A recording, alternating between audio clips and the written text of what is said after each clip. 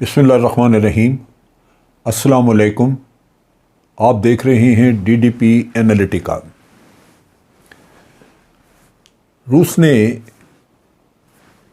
2 दिन पहले ये तजवीज़ पेश की थी कि एक सीज़ फायर वक्ती तौर पे करते हैं, जिससे कि जो लोग फंसे हुए हैं सिविलियन, उनके लिए एक कॉरिडोर बना दिया जाए, एक रास्ता दे दिया जाए और वो सेफ़ पैसेज मिलने की वजह से वो अपनी जानें बचा के पोलैंड वगैरह जा सकें।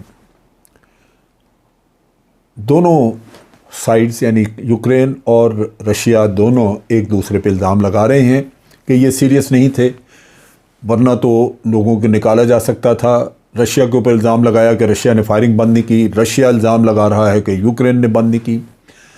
एक ऐसी सूरत हाल है जहाँ पे सच्चाई का पता करना बहुत मुश्किल है, क्योंकि दोनों साइड्स ना सिर्फ इल्ज़ाम लगा रहे हैं बल्कि फ़ेक न्यूज़ और डिसइंफॉर्मेशन भी बहुत सारी चल रही है। सूरत हाल ये है कि जंग दोबारा शुरू हो गई और जंग दोबारा शुरू होने से वो जो कॉरिडोर खोला गया था वो भी बंद हो गया, उसका मामला ख़त्म। और अब वो यूक्रेनियंस ये कहते हैं कि एक भी सिविलियन वहाँ से अपनी जान बचा के बाहर नहीं निकल सका। जो लोग जहाँ हैं अंडरग्राउंड रेलवे स्टेशन पे या इधर उधर वहाँ पनाह लेके तो बैठे हुए हैं। रशिया ये कहता है कि ग़ालिबन यूक्रेनियंस की मर्ज़ी नहीं थी कि वो इस तरह की फैसिलिटी को अवेल करें, लिहाजा हमें मजबूरन अब ये दोबारा जंग शुरू करनी पड़ी है। अब जब जंग आगे बढ़ नहीं रही, जो ह्यूमैनिटेरियन कॉरिडोर्स वगैरह थे वो तो मामला ख़त्म हो गया, लेकिन अब रशिया ने उनके जो शहर हैं वो उनको मुहासरा किया हुआ है।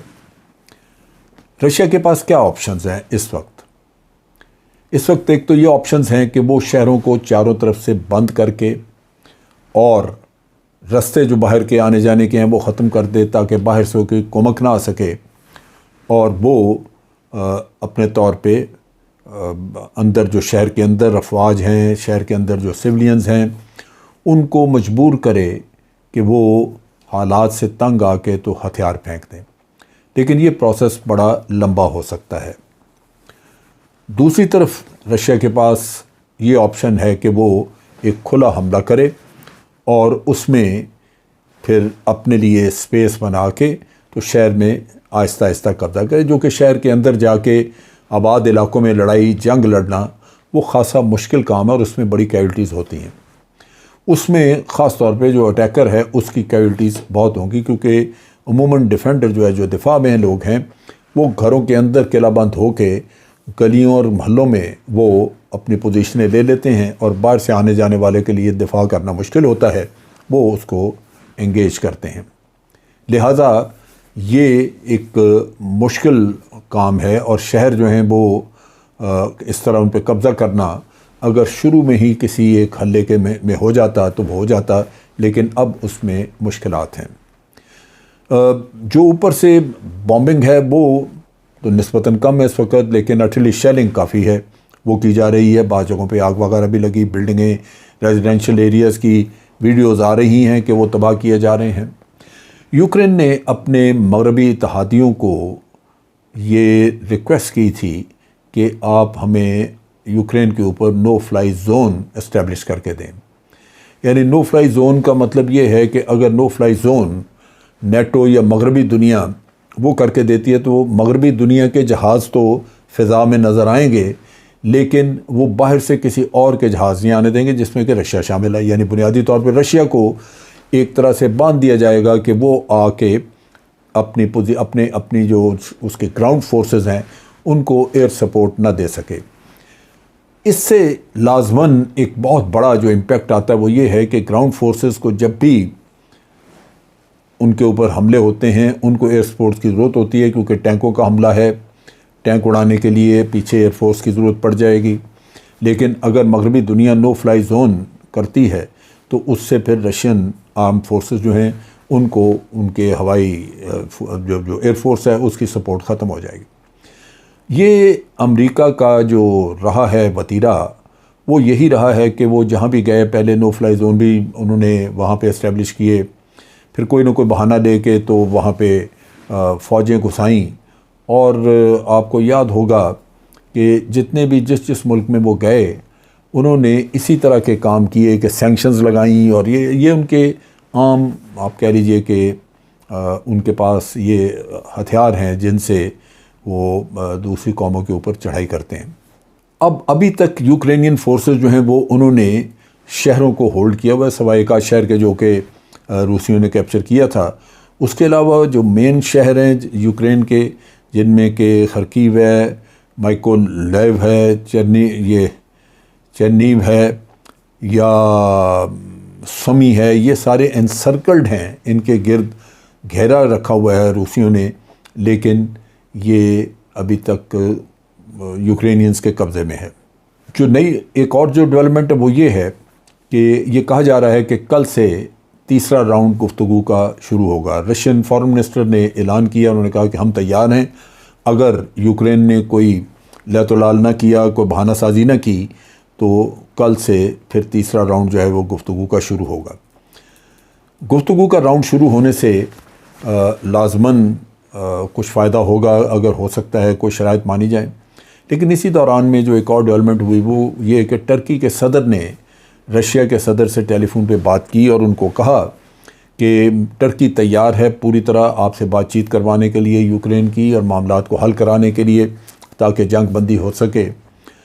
तो प्रेसिडेंट पुतिन ने उनको जवाब दिया कि बिल्कुल हम जंग बंदी के लिए तैयार हैं, सिर्फ उस सूरत में जबकि यूक्रेन भी जंग बंदी के लिए तैयार हो और साथ वो शराइत जो हमने यूक्रेन को दी हैं वो माने। और शराइत में वही चीज़ें न्यूट्रलिटी की, और वही बात है कि नेटो का मेंबर वो ना बने। लेकिन यूक्रेन लगता यही है कि वो अपने ताल्लुकात मगरबी दुनिया से ख़त्म करने को तैयार नहीं है, ना ही वो न्यूट्रल बनने को तैयार है, जिसकी वजह से वो शराइत जो रशिया ने रखी हैं वो पूरी नहीं होंगी, और इसका मतलब ये है कि ये जंग जारी रहेगी। सो इन हालात में लगता नहीं कि कोई इसमें सुलह सफाई का कोई रास्ता फौरी तौर पे निकल सके।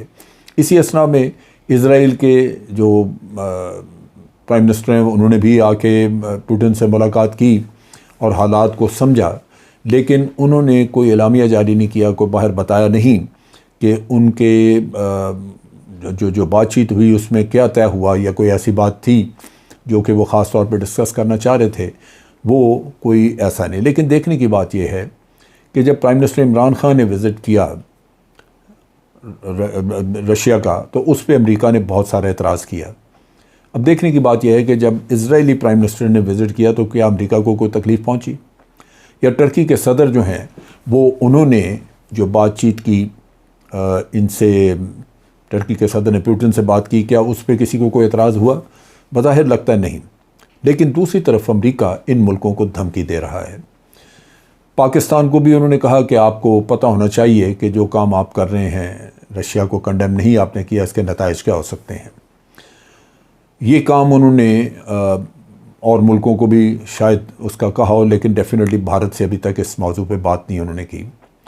जहाँ तक ताल्लुक़ है इसका कि इसके नताइज क्या हो, पाकिस्तान के जो सफ़ीर मुनीर अकरम वहाँ यूनाइटेड नेशन में मौजूद है, उन्होंने वाज़े तौर पे कहा कि हमारा बिल्कुल हमें पता है कि इसके कॉन्सिक्वेंसेस क्या, हमने सोच समझ के कदम उठाया, लेकिन हमारी पोजीशन को आप समझते नहीं, हमारी पोजीशन को समझना चाहिए। हम अगर आज रशिया की मजम्मत कर दें तो फिर हमारा मामला ठप हो जाता है, जबकि हम चाहते हैं कि हम इन कोशिशों में हिस्सा डालें जहाँ पे रशिया और यूक्रेन दोनों से हम बातचीत करके तो मसले का हल ढूंढें। उन्होंने हल के लिए कोई तजावीज़ भी दी। सो उस लिहाज से मैं समझता हूँ कि पाकिस्तान की पोजीशन एक डायनेमिक पोजीशन है। वो अलग बात है कि मगरबी दुनिया उसको किस तरह देखती है और उससे मगरबी दुनिया क्या नतीजा अखज़ करती है और पाकिस्तान के लिए कोई मसाइल पैदा करती है।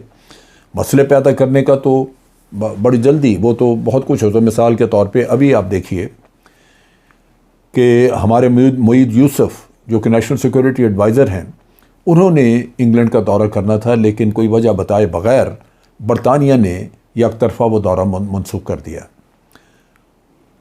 लाजमन बरतानिया को अगर कोई तकलीफ़ पहुँची है तो यही पहुँची है जो हमने मगरबी दुनिया के 22 सफ़ीर जो थे उनको कहा कि ये कोई तरीक़ाकार नहीं है कि आप पाकिस्तान को चिट्ठी लिख के ये कहें कि जी आप रशिया की मजम्मत करें, ये क्या ये सफारती आदाब के तहत बात आप कर रहे हैं।